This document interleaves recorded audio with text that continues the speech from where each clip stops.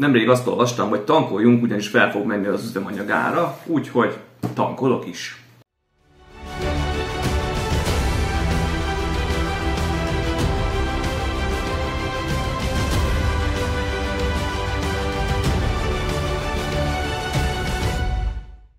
Sziasztok, szép napot mindenkinek! Ma egy újabb LEGO kompatibilis építőjátékot hoztam nektek bemutatásra, összerakásra, ami a Sluban Model Bricks témájából egy tank lesz. Az, hogy pontosan milyen tank, még most nem is árulom el, majd a timelapse után a bemutatóba kitérek rá, vagy a timelapse során majd az információs sávokba már olvashattok róla.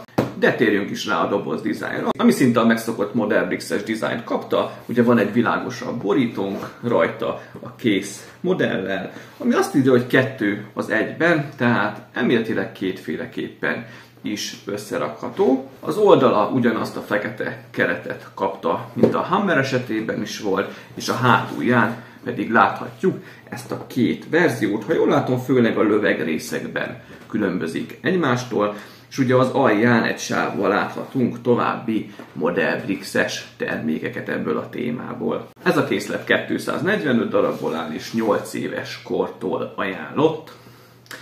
Bontsuk is ki, már előre látom, hogy ez az általam oly közkedvelt felszakítós módszerrel nyílik. Talán egy fokkal könnyebb volt, mint vártam, és azt mondja, nézzük, mi van a dobozban.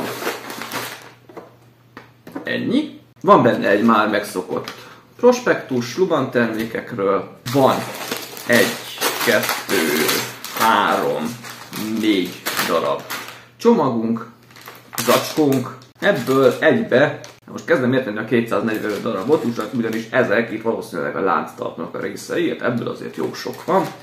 Van néhány matricánk, nem olyan vészes, és van egy összeszerelési útmutatónk egy füzetke formában. A füzet nem tartalmaz sallangot, ahogy megszokhattuk, rögtön kezdődik az egyes lépéssel, és a 14. oldalon a 36. lépéssel fejeződik be. Pontosabban, ahogy jól látom, a 12. oldalon már van egy végső állapot a hosszú löveggel, és akkor utána mutatja, hogy ha esetleg a másikat, azt a tömzsibbet szeretnénk felrakni rá, akkor azt hogy kell összeépíteni. Hát én szerintem meg fogom építeni mindkét löveget, és akkor majd megnézzük mindkettő formában. Remélem, hogy olyan 1 óra alatt végzek vele. Ugye ezeknek a készleteknek a fő nehézségét az jelenti, hogy nem számozottak az zacskók, és először külön kell válogatni őket, és az összerakás során is picit macerásabb, mire megtalálom azt, hogy melyik darabra is van szükség. Na de duma vége, szerintem bele is kezdek az összerakásba, a timelapse után pedig megnézzük a kész tankot.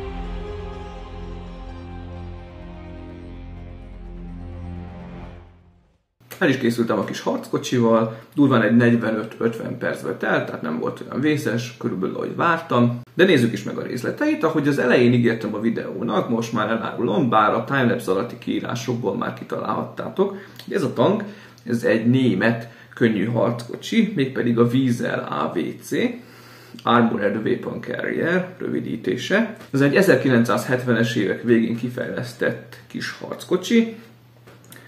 Nem is véletlen egyébként a mérete, hogy ilyen picike, ugyanis ez körülbelül majdnem minifigura scale, tehát azt jelenti, hogy a minifigurához képest durván tényleg akkora, mint a valóságban. Ugyanis ezt a kis tankot pont azért fejlesztették ki, hogy légiszállítással is könnyen mozgatható legyen, ugyanis a légideszantos egységeknek a védelmét, támogatását szolgálta. Mielőtt további részletekbe mennék a tankot illetően, nézzük meg ezt a kis árva minifiguránkat. Nem is véletlen, hogy egy darab katona járt hozzá, ugyanis véleményem szerint ennek a kis tanknak összvisz egy főből állhatott a legénysége, nagyon más nem férhetett bele. Kis minifigurán sok részlet nem található, van rajta egy külön páncélmellény, valamint egy kis szakállas fizimiskát kapott, egyébként semmi extra nincs rajta. Mellé még egyedi elemként kapunk egy hordót, szintén a méretnek a megerősítésére szolgálhat. Ez egyébként egy egyedi elem, nem nagyon látni ilyet a Legónál se. Vagyis hát én nem láttam, ez nem azt jelenti, hogy nincs. Ahogy már mondtam, ugye a harckocsi a valóságban se nagy, összvisz durván 3,5 méter hosszú, magassága, szélessége pedig nem éri el a 2 métert. Itt apró érdekességként beszúrnám, hogy próbálták úgy a csatatérre juttatni, hogy ejtőernyővel ledobták. Ezt a kísérlet kudarcba fulladt, és 4 tank is tönkrement a folyamat során, de szállító helikopterekkel, valamint külön szállító repülőgépekkel könnyen mozgatható. Kis kompakt tankról van szó, ami egy fekete, barna, zöld színvilágot kapott. Nem sok matrica van rajta, külön itt az első részeken, a lánctalp fölött, itt hátul van 2 matrica, a tetején. A 245 darabnak a jó részét a lánctalp elemei tették ki, összesen 54 darabból áll a 2 oldalon a lánctalp, de ez se volt egyáltalán nehéz összerakni. Hátul van itt egy antenna, valamint ugye láthatjátok, hogy maga a lövegrész az igencsak rakoncátlan, ez nagyon könnyen forog és nagyon könnyen mozgatható. Ez ugye egy 20 mm-es autólöveg, automata ágyú, viszont összerakható hozzá egy másik típusú löveg is, ami már inkább egy ilyen rakétavető szerűség, és igazából ezt úgy lehet feltenni, hogy ezt a löveget, hogyha lepattintjuk erről a részről, akkor ezt a rakétavetős részt a helyébe lehet pattintani, és már fent is van. Egyébként még bónuszként van egy olyan funkció, hogyha ezt a felső részt, ezt a 2 részt kivesszük, akkor bele lehet rakni a kis figuránkat is, és akkor ugye kész egy személyes hadsereg, viszont ezt csak ezzel a rakétavetővel lehet megoldani, mert így fér el a minifigura mellette, az automata ágyúval nem. Valamint egy apró szépséghibája is van itt a készletnek.